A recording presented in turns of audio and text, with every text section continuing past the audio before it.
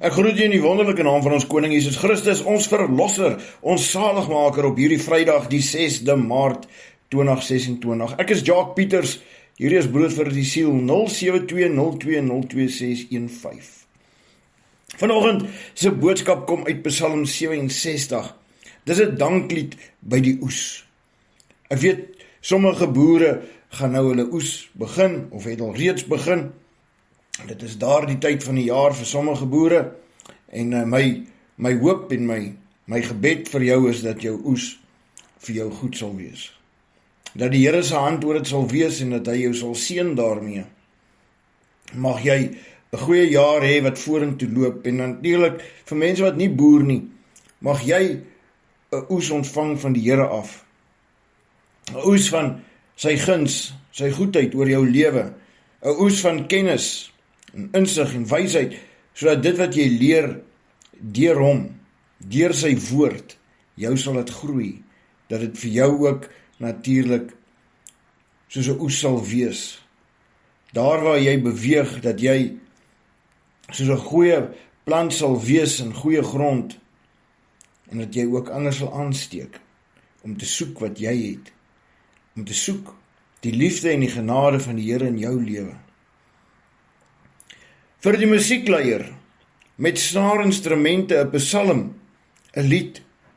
Mag God ons genadig wees en ons seën. Mag hy sy aangesig by ons laat skyn, Sela, sodat die mense op aarde u weg kan ken.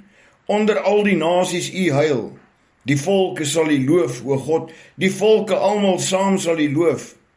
Die nasies sal bly wees en jubel, omdat u die volke regverdig oordeel, en die nasies op aarde lei, Sela. Die volke sal u loof, o God, die volke almal saam sal u loof.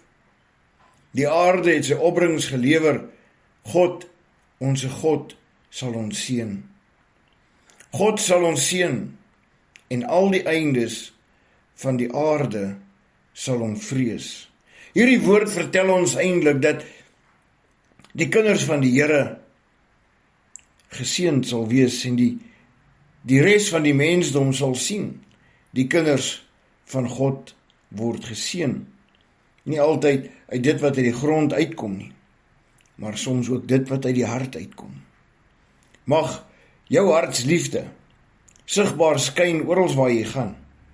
Mag jy genade vind in die Here Jesus Christus. Mag jy groei in sy woord, mag jy versterk word, en mag sy hand oor jou wees, sodat geen onheil jou sal skade bring nie, maar dat jy sal versterk word, wat jou ook al tref, wat ook al op jou pad kom, want soos wat Psalm 23 vers 4 sê, al gaan ek deur 'n dal van doodskade wee, ek sal geen onheil vrees nie, want u stok en u staf is met my. Met ander woorde, al kom hierdie slegte dinge oor ons lewens, dit sal ons nie bang maak nie, want ons weet ons is kinders van die Allerhoogste God, en alles is daar om ons te versterk in Jesus naam. Kom ons bid saam. Hemelse Vader, in die naam van Jesus Christus, kom ons vanmôre na u toe. Eerstens sê ons dankie, Here, vir die reën op plekke. Dankie vir die genade, vir die liefde. Vader, dankie vir u seëninge. Vader, vandag is my gebed, elkeen wat hierdie gebed hoor, elke boer wat gaan oes, dat hulle 'n goeie oes sal hê. Elke kind van die Here wat by u kom krap, Here, wat by u kom soek, dat jy hulle sal seën met 'n goddelike oes, met 'n Christelike oes, met 'n oes van liefde, genade, kennis, alles wat goed is, in die naam van ons Koning Jesus Christus. Ons loof u, ons prys u, want u is die enigste God. U is meer werd vir ons, Here, as enigiets anders op die aarde, want ons weet, u hand is oor elkeen wat op u vertrou. Amen. Onthou, lees self jou Bybel, moenie toelaat dat die wêreld jou mislei nie. Groete.